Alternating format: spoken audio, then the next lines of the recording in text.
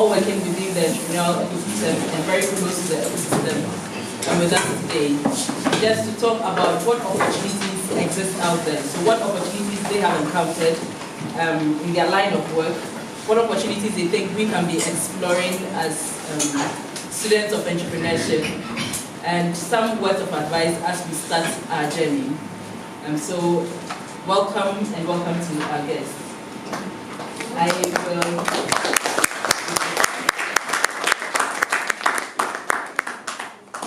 would first want us to introduce ourselves, so names, how we want to be referred to when they ask you questions, what we do, and what role we play in the ecosystem, and then generally think about ourselves and what we do.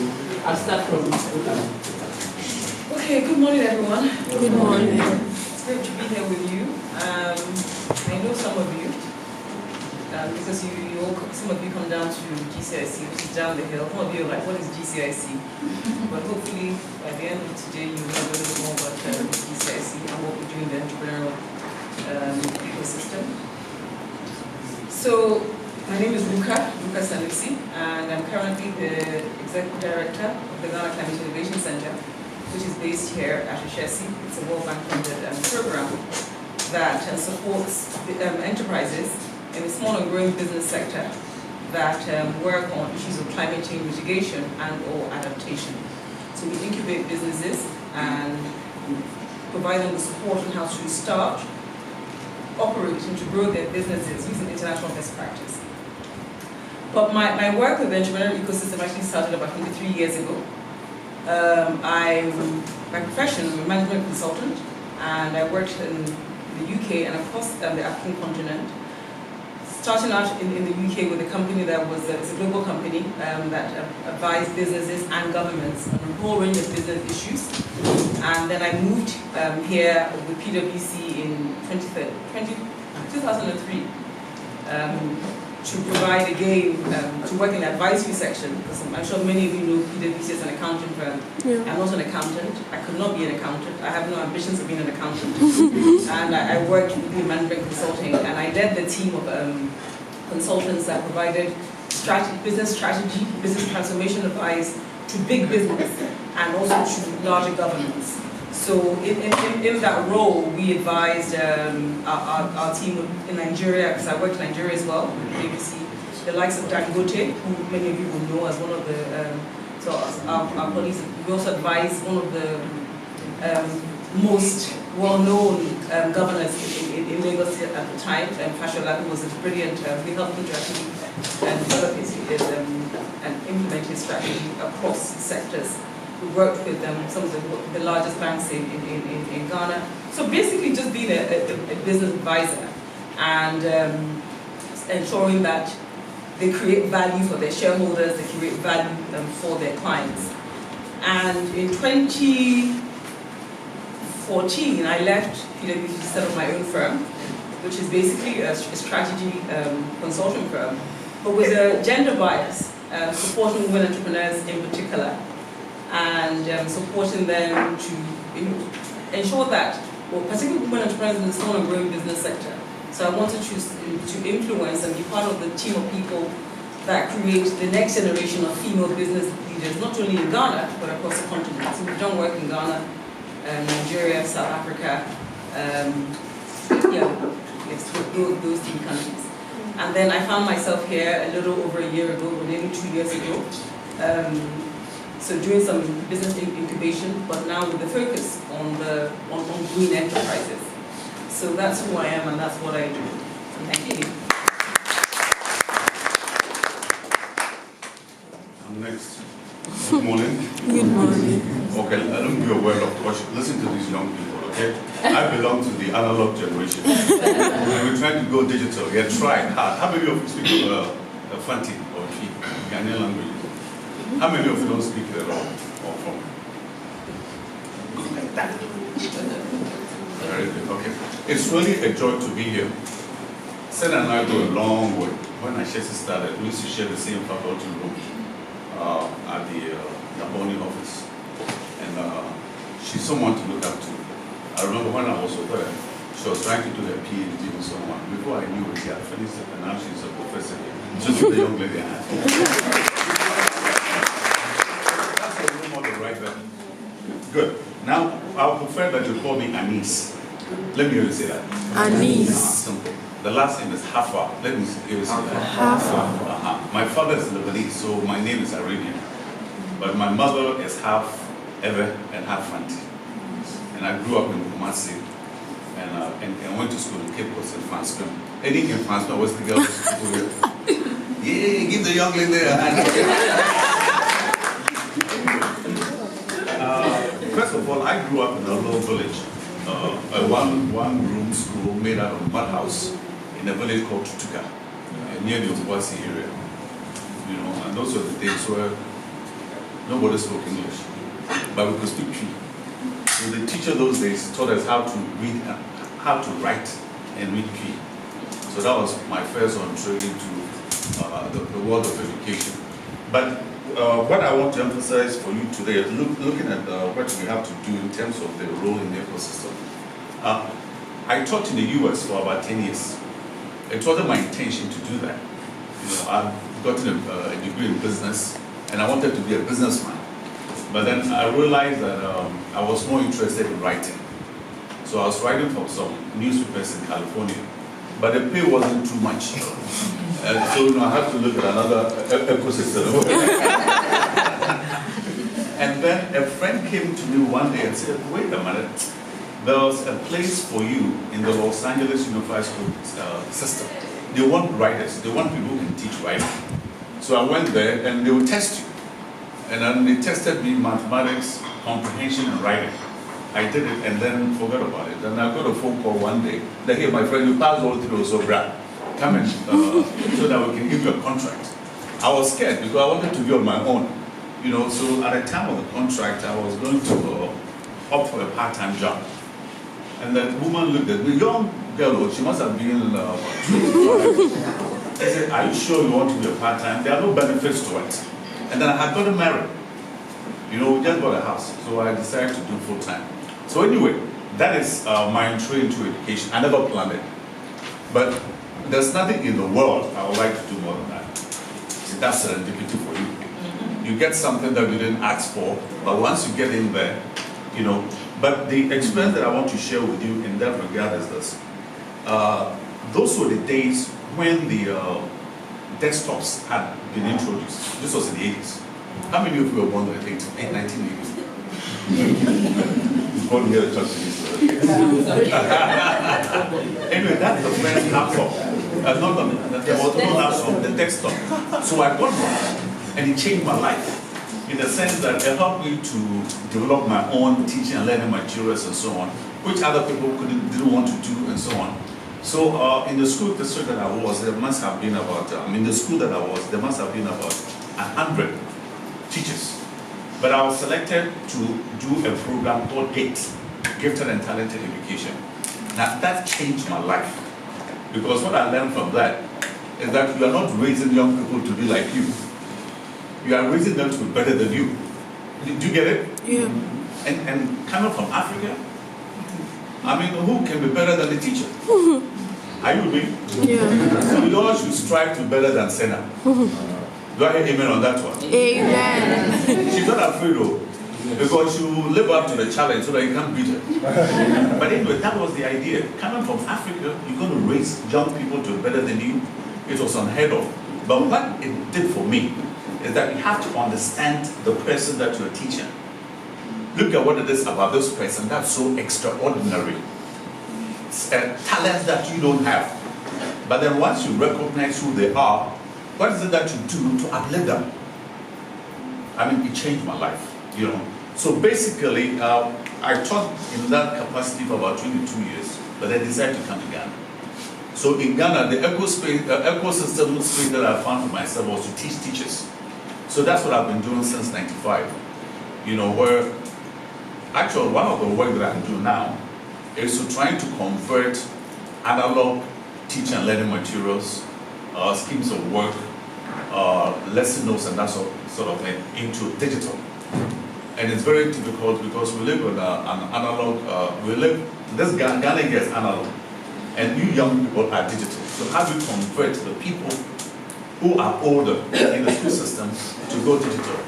And also, that's the first thing. The other difficulty is how do you get our culture out of the way? You know, the culture is set an impediment. Because a grown-up, and I would imagine this for Africa too, I've seen parts of Africa, the grown-up looks at a kid and the grown-up refuses to be challenged. So, are you challenging me? Or, what is it? We don't know how to empower young people. And that is one of the most difficult things that I have to strive for. You know, you empower young people and the older people get frightened. And then we have proverbs in the language too that supports that. Say, you know what that means? Who knows what that means? Who likes to listen to us? No, I'm sorry, I can't talk. Do the best you can. Sorry, so you can say it. Give the young man a hand. Practice snail and not a tortoise.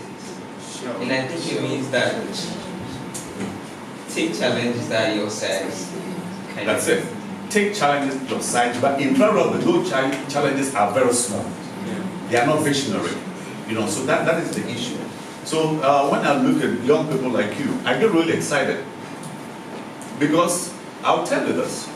You know, can I go just, can I just continue? For 30 seconds, yes. 30 seconds, very good. But what you guys have is that you have the digital technology, Google, and the rest of it.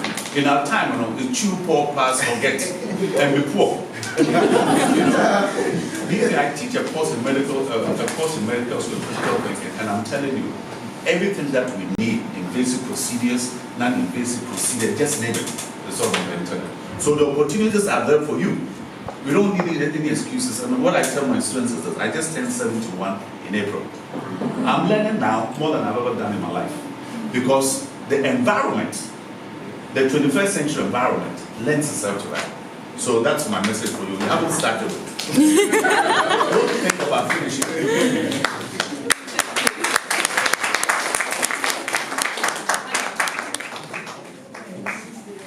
Hi, good morning. I'm Anna Megache. I work with Growth Mosaic and I lead the market intelligence team there. I finished Ashesi just a few years ago and Senna was my teacher.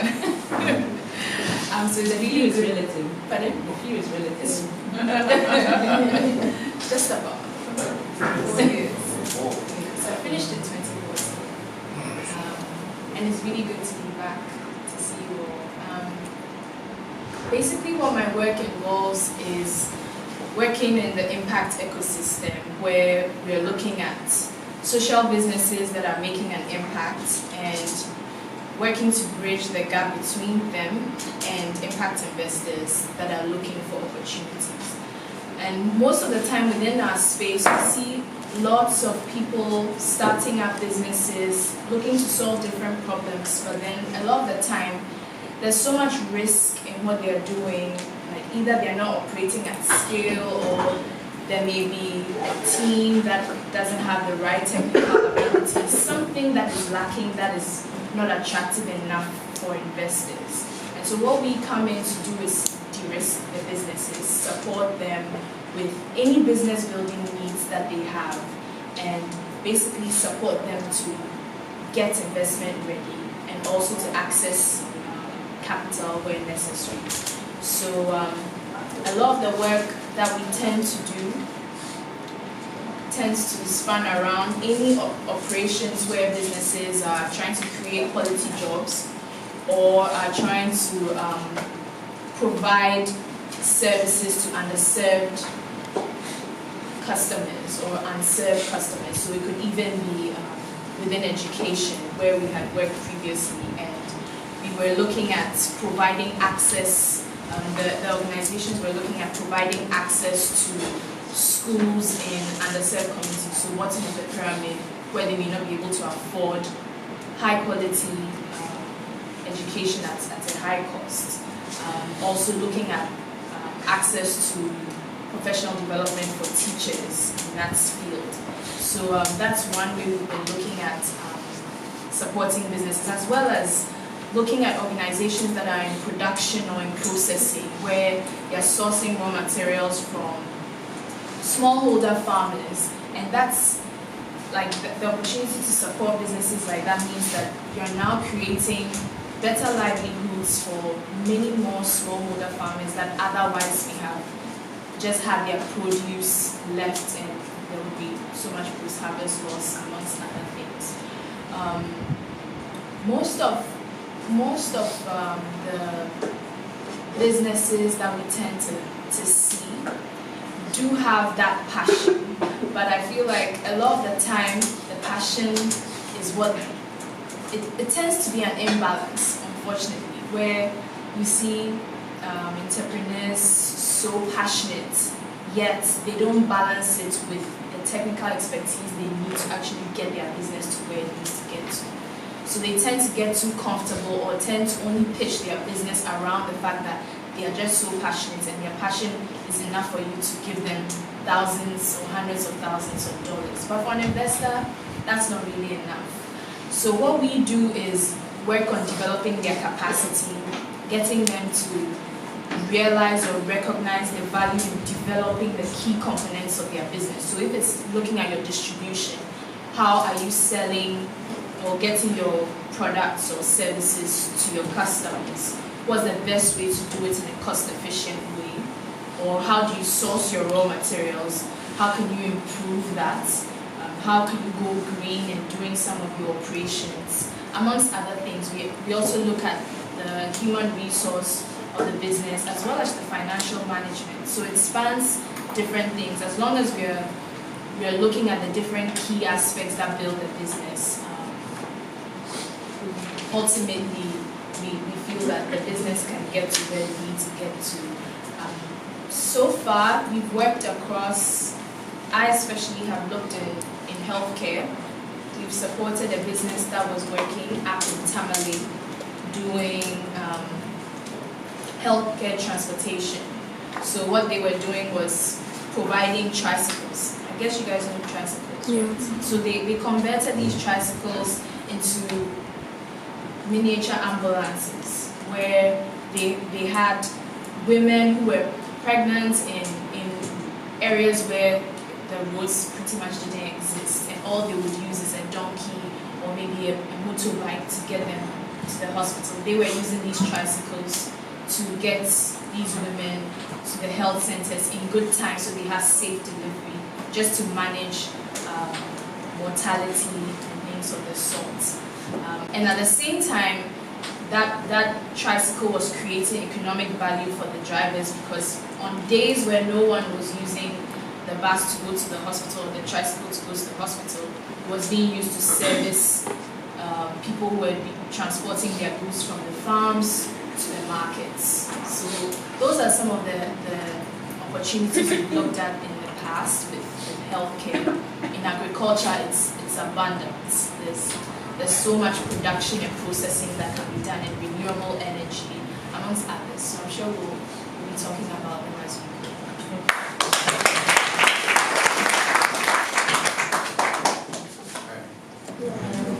Call me Maui. My name is Maui. Just call me Maui. And my role in the ecosystem is simple. There's a saying that if no one sells, businesses don't grow. My role is simple. What I do is I help businesses and individuals sell better, accelerate their sales revenue, and grow their market share. That's what I do, right? Why did I choose to do this? My background, my first degree was in French and Spanish, and I decided to enter into the field of marketing and sales. So I've been involved in selling fast-moving consumer goods, so which means that the market was my playground. Makola, KJTR, I started off selling curry powder in the market, selling vegetable oil, soaps, etc. Then I moved on to hotel management, and then I moved into media. So when the opportunity for private media started in Ghana, I took advantage of that because one of my customers, who is the owner of Joy FM, decided that we should work together. So we started Joy FM, Atom FM and others. But after 5 years I left. And the reason why I left was this. I saw many businesses suffering because they saw advertising as a magic wand. That advertising was the solution to all their problems. So they will come in, spend loads of money on advertising. Yet they are unable to move their goods, they are unable to build their brands. Nothing happens. The result is that they don't even have the money to pay for the advertising campaign. So I saw an opportunity out there and said, look, let me step out of this and start a consulting firm that deals with, helps businesses do the proper marketing and then sell properly. So that's what I do. So in my role, what I see very, very often is that I work with SMEs as well. I won't talk about the multinationals that I work because they have their systems. Even that there are challenges, but I'll focus on the SMEs because if this is an entrepreneurship class, it means that most of you are going to start from that level. I get to speak to these people, help these people 4 to 5 years after they've started their business because the business is not scaling. Now, and one particular thing I realized, and I've worked through IFC to help some of these businesses, was the problem I've noticed was the business plan, the initial business plan. Forecasts are missed. Why? Because spreadsheet has made it easy. So just populate the spreadsheet. We make some assumptions. Okay, so profit and loss. And then how can you forecast when you don't have as a component in your sales, your business plan, a strategic sales and marketing plan? And that's what I see most of the time.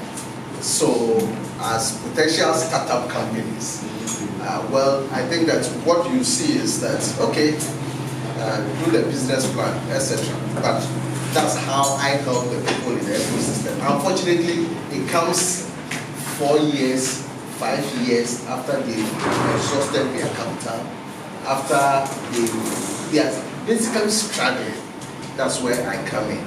So as we continue our conversation, I'll take a deep dive and then we'll see what we'll get out of that.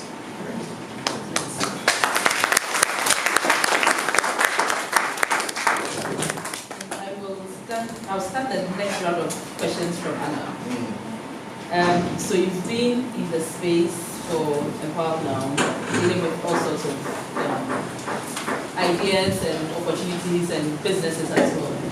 I just want to know, what are some of the opportunities that you see out there that young people are actually pursuing? And what are some of the gaps that you think are out there for young people who are now thinking about starting ventures to take advantage of? So for all of us, it will come around to us, but basically, in the spaces that we are in and the people that we interact with, what do we see young people going out for? So like the low-hanging fruits, and some of the complex ones that they can take advantage of as well. And what are some of the gaps that you think they can very easily and quickly explore to benefit from? Okay, I think generally in our ecosystem, we have like the very tough problems that everyone is running away from, which I'll still share. And then there are the other ones that are pretty much easy to, not so easy, but are more easily doable. So when we look at agro-processing in general, I'd say that is food, for example, is one of the biggest opportunities I would say. How can you can look at food challenges from different angles. You can look at how are you supplying fuel for cooking. You can also look at how you are even processing food to make it easily accessible. So whether it's in, let me give you an example. If you're farming cassava, that could be processed into high quality cassava. It could be processed into starch. It could be processed into different other things that could be used for cooking, flour for bread, for many other things. There's also starch that goes into other companies that would further process it. So I'll say generally the processing sector within food, as well as energy that goes into production. So whether it's fueling boilers in factories, or it's in households where you're fueling, or it's right from the farming where you're creating access to markets, or you are helping with improved farming practices. All that is still surrounding food as a big topic.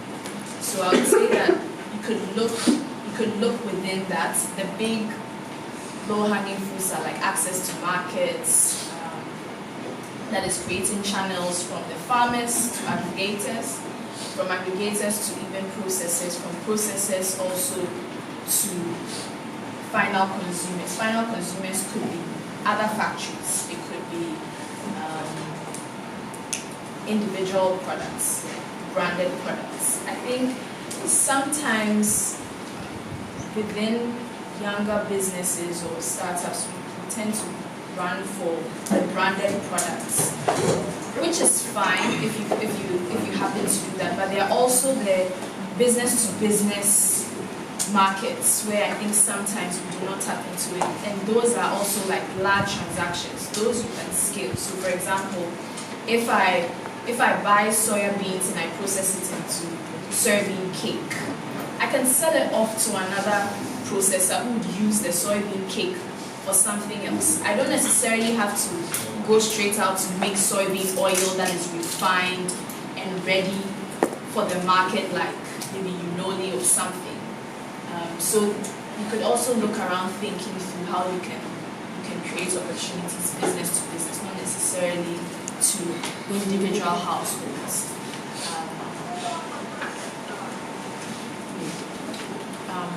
Okay, so you could also look into general branding as well, because I think a lot of the time branding, sales, communications, sometimes we find businesses that are so focused on the core of what they do that they might not necessarily outsource some of the things they are not so good at. So if you are creating an opportunity, especially in this space where we have so many young businesses that may not be able to afford an in-house communications person or an in-house marketing person, you could find an economical way to gather or get a cohort of different businesses that need support in, say, communications or in marketing or in accounting or in legal services or some sort of service that they cannot host in-house. And you can provide that service to them in that aggregate number. I think that that's something that we don't see too much of. And so you tend to find that a lot of small businesses, when you meet them, are lacking in one area or the other, and they tell you they need investment before they can hire an HR, or they need investment before they can hire an accountant. I think that's like one of the big things. Meanwhile, it's probably because there aren't as many opportunities they find around them where their size of business can afford a very quality accountant or a very quality auditor. I think auditing is also another thing, because if you want investment, in a lot of cases you need your accounts audited.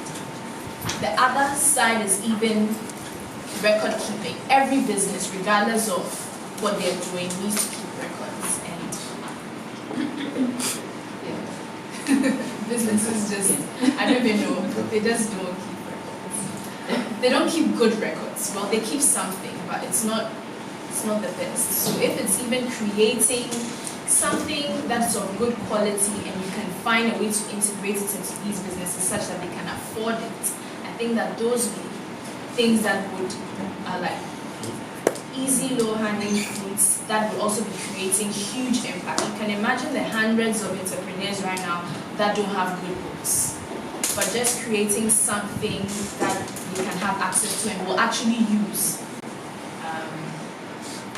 could go a long way to support young businesses too. Okay. Well, I mean, she's mentioned some of the areas. Yes, I agree with the agro-processing, etc. That's one area you could add value. And currently, I do see a lot of innovation when it comes to food. Right? They tell you food is local. So their thinking is that how do you formalize the informal sector? That's how you have to begin to think. How do you formalize the informal sector? But it starts with the mindset. The mindset is that how do I descend from who I am? I'm a graduate. How do I descend to the informal sector? And that is the number one barrier. Some believe it's not cool, to descend from that area. Now, I've done some work for Nestle. How many of you can guess the number of tea sellers in this country? So just to give you context, the average tea seller, right, between 6 a.m. to maybe past midnight, will fry about 100 crates of eggs. That's a day, right? One, The average. the average. In a very good location, there are hundreds and thousands of those people. And the way of doing the business hasn't changed in the last 30 years, 50 years, and some of them actually do have branches, but no branches. So think about it. What value can you add to that kind of system that already exists? But it requires you to begin to take off the jacket, wear that t-shirt, and decide that this is what I'm going to do. I mean, those are low-hanging fruit because there's no need for distribution. The people come and buy. So that's one.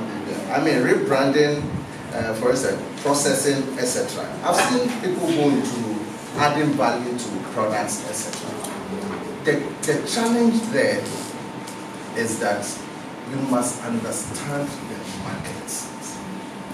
There are times we think that, okay, once we add value to it, everybody will jump into it. What we need to begin to think about, and that's where I say a lot of the business plans fail. For instance, you have to ask yourself, what is your go-to-market strategy? What kind of distribution model you're going to use? Otherwise, you will have your stock stuck there. Sale or return. It's just like rent in this country.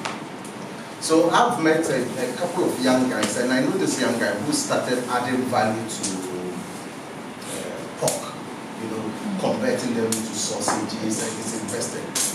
What we have a system where the economy actually is not friendly to how do you call it, startups.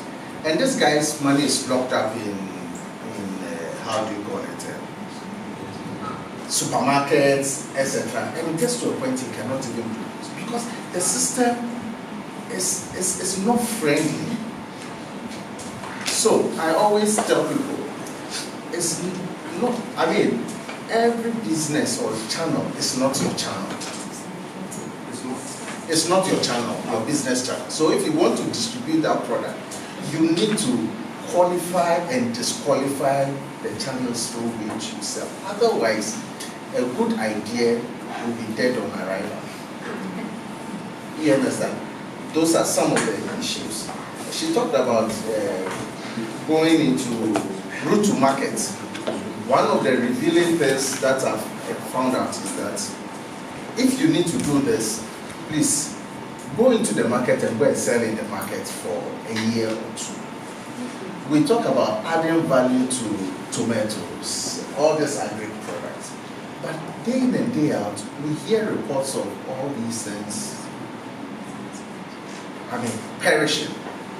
So we need to begin to think.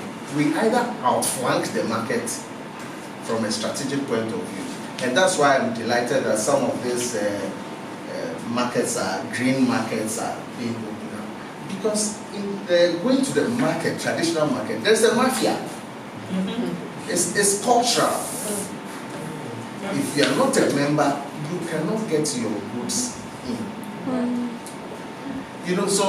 So in order for you to write a business plan, please get in there, whatever you like doing. So I agree that the agribusiness tremendous opportunity, but how do you mitigate? In fact, you should start from the point of view that how am I going to mitigate these challenges? And then the business to business, that's also good, but a word of caution. Business to businesses, and so that's one of the frustrations I have when I see businesses, claiming they are pro SMEs. It's not true, and that's why you need to also ask questions before you go in. We are doing 30-day payment terms, 60 days, 90 days, right now. And this is what is going to happen. And when you talk about 30 days, it's not 1 month. It's about 1.5 months.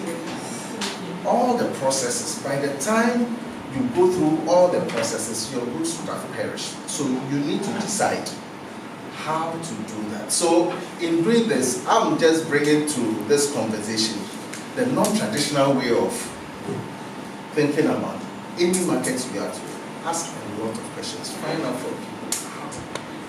And you will find out that with my experience, every day I'm learning something new. So those are some of the things I want you to focus on. Whatever you find, but as for food, it's a no-brainer. It's a no-brainer. Start with that. Agro-business. And then other things, the scaling becomes a challenge. So just look at what is a big need, not your passion per se. You understand? Then if it's your passion, then it's a hobby. And hobbies never, apart from football and boxing, others, they don't pay their bills. So those are some of the areas that, so I support that, but I've thrown in the caution, what to look out for, those blind spots that will get you into trouble.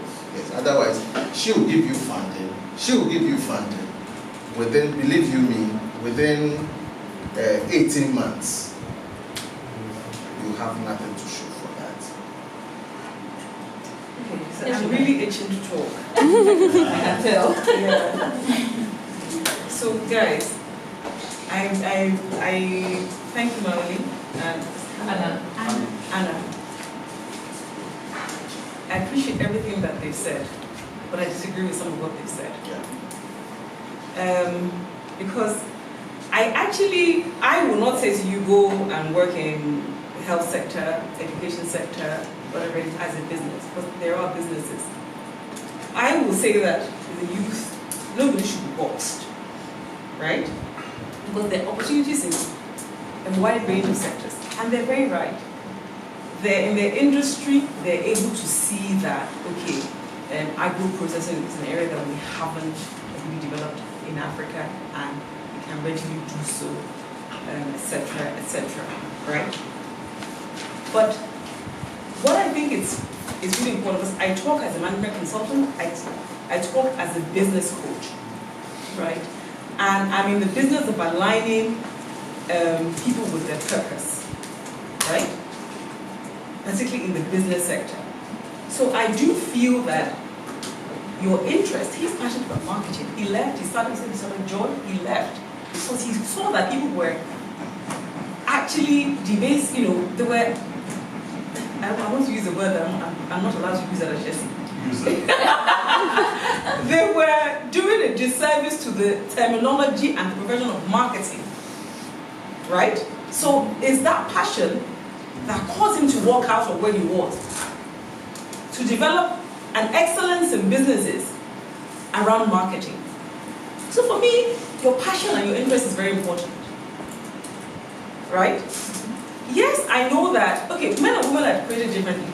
Women were very, my passion, I love fashion, I want to be a fashion designer, I want to be like Chanel. Somebody will say, oh, I love children, I want to teach children, I want to, and really, that's the way that we are, right? We turn our passion into profit if we really put our mind to it. What I will say is this: whatever sector you're working in, seek to do what you do excellently, and seek to be transformational with that. Right? There are also universities all over Ghana. Ashesi stands out because it imbibes in you critical thinking skills, which has been lacking in the education sector. And he said it when he, for analog to digital, right?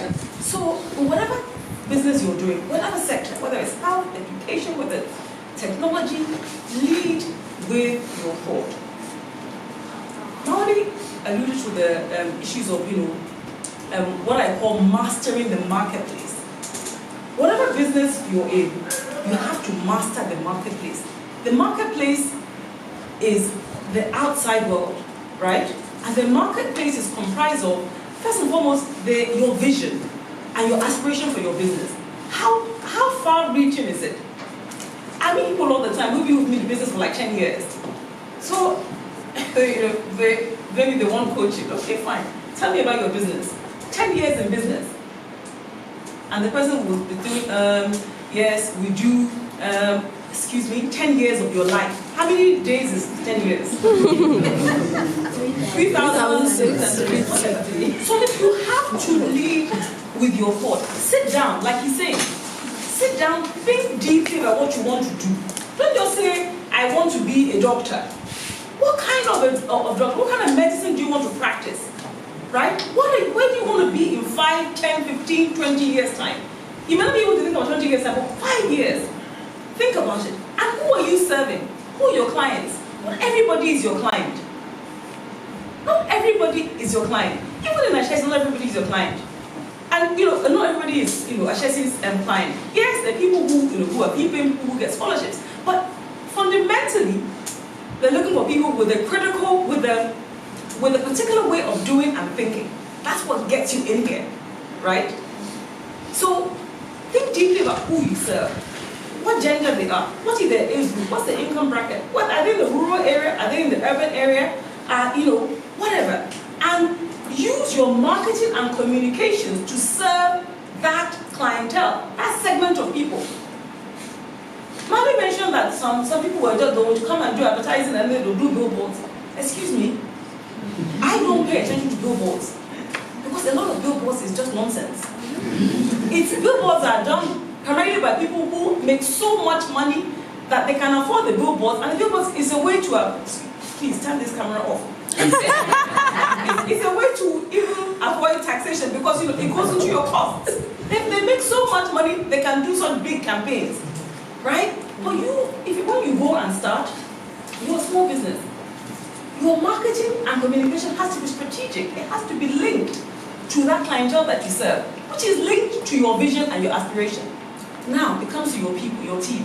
Hannah mentioned about how sometimes, people, as Growth Mosaic, who we actually work with at GCIC, they help to get people investment ready, and they're looking for, investors are looking to ensure that they want to put the money when they know that they'll be growth and they'll make a profit. So the team is very important. Some of us, when we start, okay, we say we don't have money. Oh, I met this person, at Ashesi. She's my friend, he's my friend. Oh, we go to the same mosque, we go to the same church, so it doesn't matter. This person needs it. Oh, this is my cousin's sister's brother. So let's bring the person on team. That's not how you recruit and search and select. Even if you cannot afford to pay somebody, 500 CDs a month or whatever it is. Identify, write down the skills you want in people, right? If the person if just has even 2 of those 5 skills, you say, okay, I'll work with them and I'll nurture them. You have to lead. It's because your people are your brand ambassadors, right? And apart from that, your people are the ones that are going to give you, contribute with their thought, with their knowledge, with their technical knowledge. If you have the wrong teams, you're going to have, forget it. The whole product and the service is going to fall apart. And you have headache. Every time I talk to people who go into business, my people, my team, they don't know, they don't get it. And I'm like, well, you recruited them. So who's at fault? Right? Said the marketplace, I'm still talking about the marketplace. Now, you yourself, how good are you at leading with your thought? What is new? What is innovative about this business, this brand that you serve, that you speak so, well about? If Hillary Clinton walks into this room today, she carries an executive presence, right? Give me a female business leader. I'm very gender biased. Sorry? Oprah. If she walks into this room today, she has an executive presence, right? What executive presence are you going to evoke when you walk into, even as a small enterprise? You've got to work on that. You've got to work on that because that brings you dividends. When Patrick walks into a room, it's like greatness has walked into a room. Believe me, that came from decades of work. Be deliberate and intentional with what he does. With your business, you have to do the same thing. Let me move on. Marketplace still, your suppliers, third-party suppliers, your business partnership. Don't let anybody come and ruin your brand. Work with people that are, in terms of their values, these values alignment. Otherwise, you're going to have values friction. You'll expect a supplier, let's say you have a fish restaurant, supplier to bring you fish every day at 10 o'clock, right? One day he comes at 10, another day he comes at 2, another day he comes at 5 p.m. and you have a menu and people want to eat at 7 o'clock. That person will ruin your business. You don't have the same value. He doesn't value time. He doesn't value discipline. He doesn't do all of those things. So in thinking about your business, whether it's health, education, whether it's technology, whether it's whatever it is, it's all about transformation. It's all about excellence. And it's excellence that makes you go the long haul. It's sitting down. Yes, you can write a business plan, right? But thinking, what step do I have to take in the short, medium, and long term? And how will I actually achieve what it is that I've noted down as my vision to achieve? So for me, I really do think beyond what the opportunities may be, and it's important to tap into the opportunities. Don't just think because Anna has said agro processing is great, and she talked about brand, let me go into it because that's a transactional business person. They don't last. And I'll give you so many examples of transactional businesses in this country. You don't want to be one of those. You want to be a transformational business that goes the long haul. I think I'll stop there.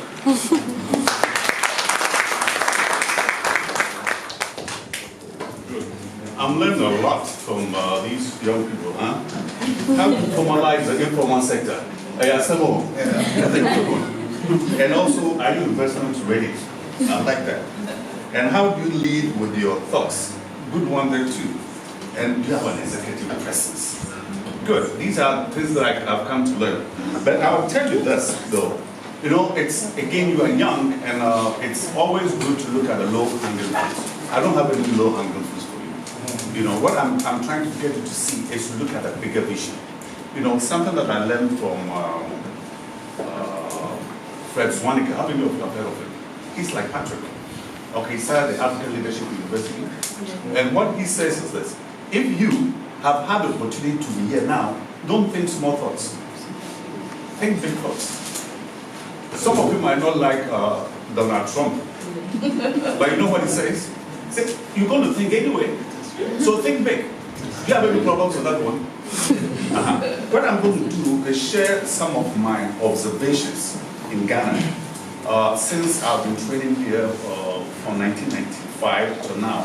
That's taking me to the country.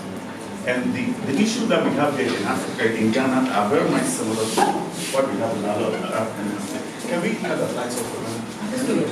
Sit here, so Yeah.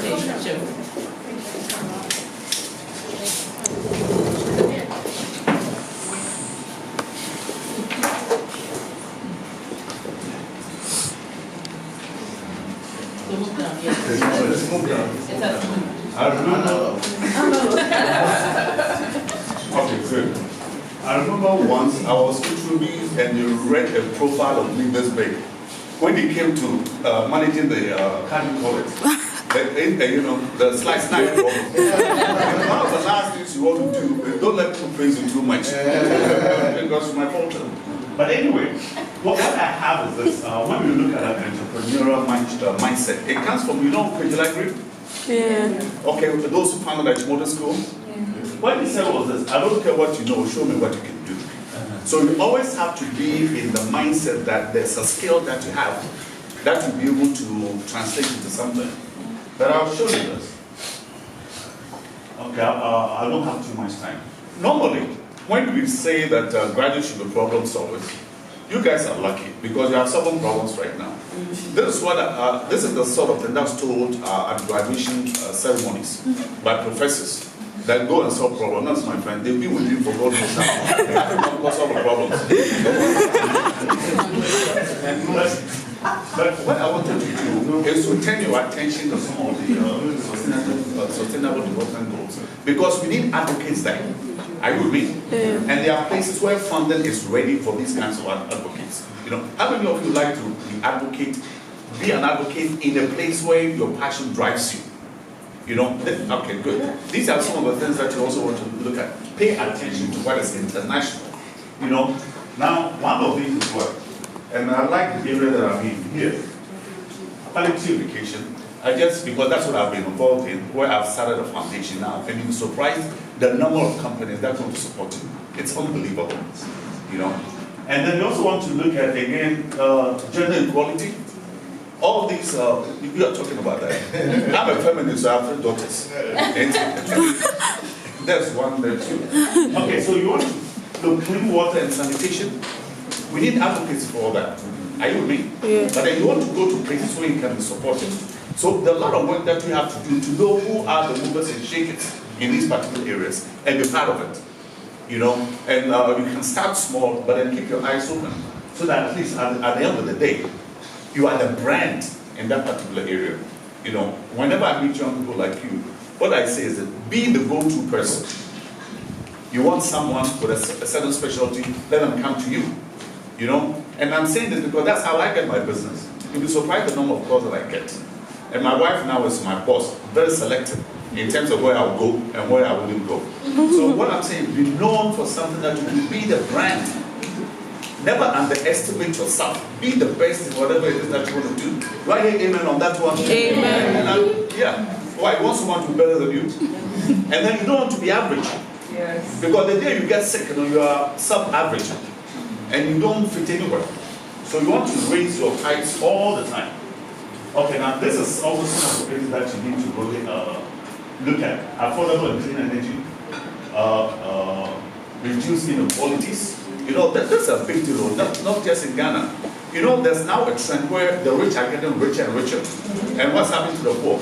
Getting poor. We need advocacy there. You know, Sachs, Jeffrey Sachs. Follow some of these guys. You know, again, develop mentorship for people who are in these particular areas and follow them. Look at the things that they do. Read the books that they write and see yourself there and also connect with them. They can become your mentors. You know, when I was younger, anytime I traveled outside the country, I make sure that there are particular people that I'm going to see and they will make room for you. Are you with me? Yeah. Normally, I go to people who are involved in education and they will share. They are not like us in Africa where we have this. They will share the expertise with you. They'll give you the findings of their research and all of that. So you want to pay attention to that. Now, again, climate action is a big deal now, yeah. So these are things that you want to look at. Peace, justice, strong institutions. And who was really pushing this? Who was really pushing this? Come on, guys. Kofi Annan. That's his baby. Especially when you look at the SDGs. It started with